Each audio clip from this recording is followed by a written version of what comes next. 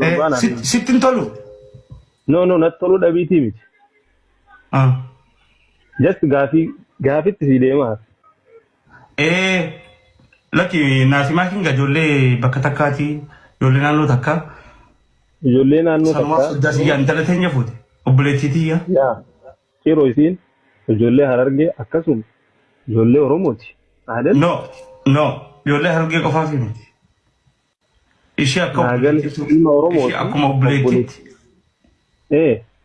Garuu ammoo gandisi anama fakkeenyaaf dhaloonni biyya Baalee Oromoodha. Isheen dhaloonni isii Harargeedha Oromoo. Yes. Ka waliin nu fide jaalala. Fayyaan adii. Duumni akkasiin jedhu. Warroonni as jalatti viidiyoo wayii waraabamee argeetu. Erga isiin Harargee taatee jirtu. Ka beekan ta'e. Erga isiin ilma Harargee taatee jirtu ka beekan ta'e. Maal gochuu Harargee kiingi jedhii akka adabatti Harargee kiingi jedhanii adabsiisanii. Gaaffii bareedaa.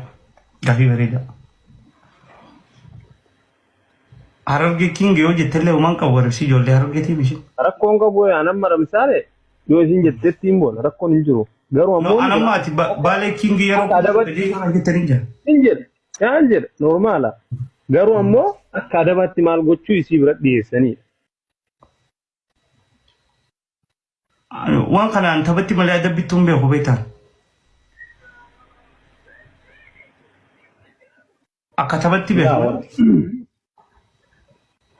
Amma adabbii namni waan bada beekaa miti adabbii amma fakkeenya adabee akkana godhee hoggojaan ana amma kana taphatti hin beeka malee ana adabbittuu akkasitti wanni jiru.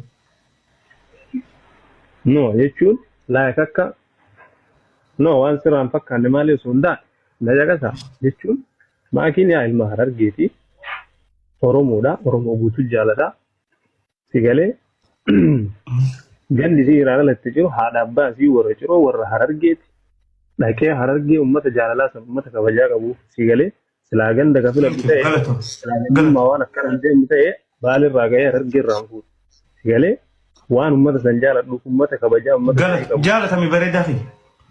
Yaa kanaa miree erga akkas ta'e maaliif intala sana hidhatiin tun ilma teessani intala teessani yoo balleessite yoo waa gootes nama ofiitti wal kaa'ee wal dhoysee nama fuulduratti osoo hin taane wal gorfata moo maaf akkanatti itti weerrisan maaf gaafii akkanaa akka gaafii bareedaa fayyadu.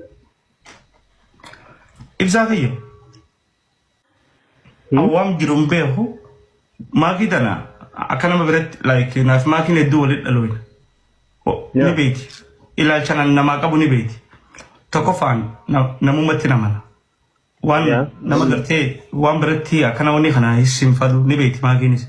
Wanni maakiin amma nama biraatti hojii osoo hin taane ana wajjin wanni seentuuf ni beeku. Maakiin na kabaji ni kabajaani ilaalcha nan qabus ni beeti. Namumatti namana waan sirriitti na beektuuf gama biraa karakoo ishiin akkana goote waan ishiin akkana gootee jira nama akkasitti illee yaadu jiru ani illee hin beeku waan ishiin goote illee tarii yoo waan ishiin balleessite jiraate namni asirra jiru kun miidiyaan obboleeyyan kun immoo haruu addan naqu miidiyaadha. Namni miidiyaa immoo seensitiiviidha. Gizee fedhanii gammada gizee fedhanii waan fedhee waliin jaa waan jiru ani hin beeku. Immoo maakii ibsaa kiyyaan akka nama biratti wanni hin laaluun ani akkuma obboleettii kiyyatti ilaalaa wajji taphanna. Namni inumaatti qofaatti miidiyaarra wajjillee yoo teenyellee das na jiru.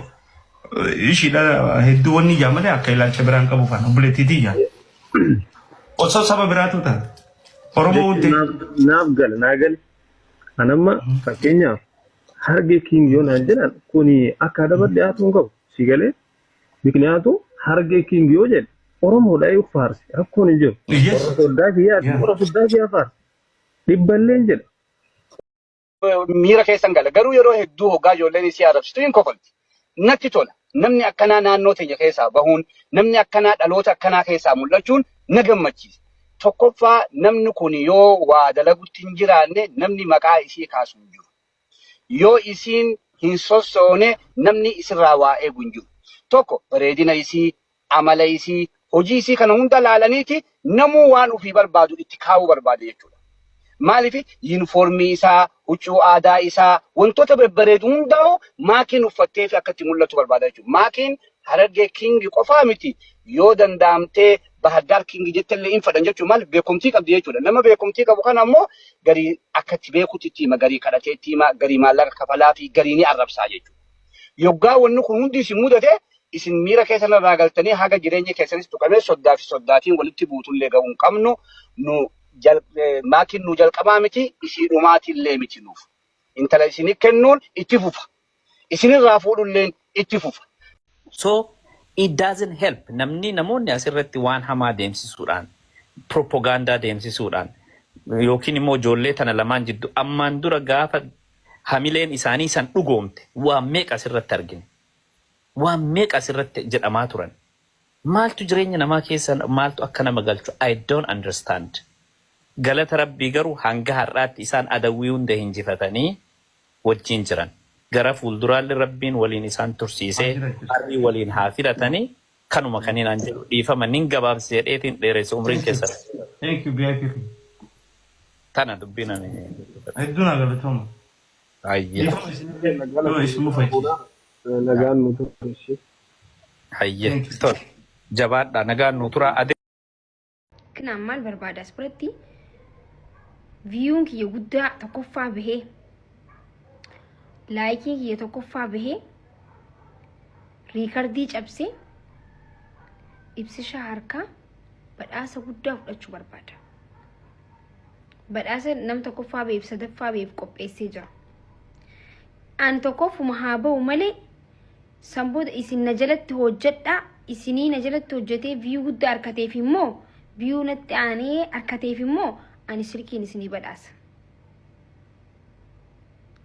Viyuu guddaa harkanaan isintu irra murteessa guys, meeqa akkan harkachuu qabu. Okay, inni 50 jee yoo an viyuu guddaa harkan 50 nan ga'u. Irratti murteessan. Waliigallee